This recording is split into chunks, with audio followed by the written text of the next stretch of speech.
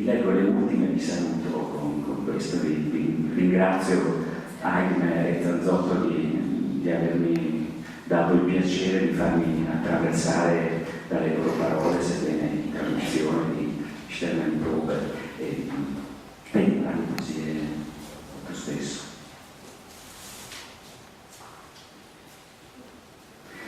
L'immortale, lei assaggia tutto tra le tue costole. Rabbrividisci quando lei spinge fuori la testa, il muso imbellettato di sangue, ti guarda con il piccolo volto straziante in lacrime del ghepardo.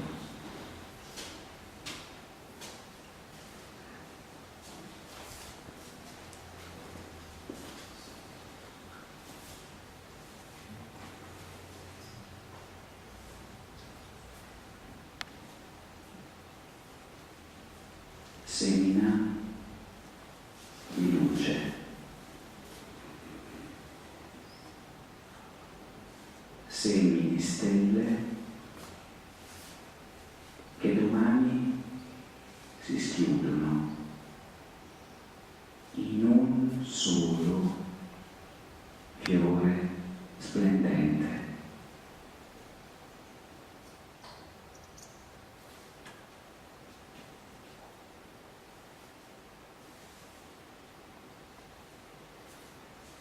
Prova di stelle. Guardarsi negli occhi a vicenda per una notte e un mattino.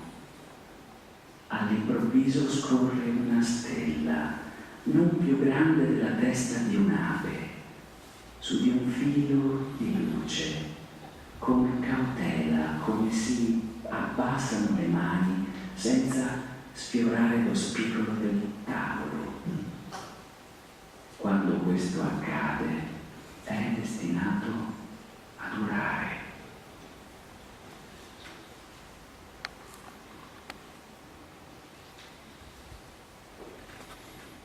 Chiudo con 13 settembre del 1959 variante, che è un'altra poesia, diciamo così, celeste.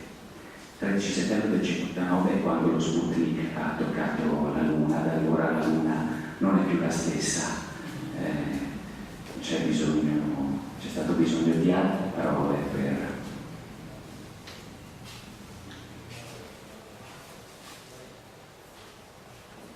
Luna, puella, pallidula, lura, plora e remitica. Luna, unica, serenita, distonia, vita traviata, atonia, vita evitata, mataia, matta, morula, vampirisma, paralisi, glabro, latte, polarizzato, zucchero, peste, innocente, padrona, inclemente, protovergine, alfa, privativo, degravitante, sughero, pomo e potenza della polvere, fiala e coscienza delle tenebre, geyser, fase, cario, cinesi, luna neve, nevissima, novissima, luna glacies, glaciei, luna medulla cordis mei, vertigine per secanti e tangenti, fuggitiva, la mole della mia fatica già da me sgombrata.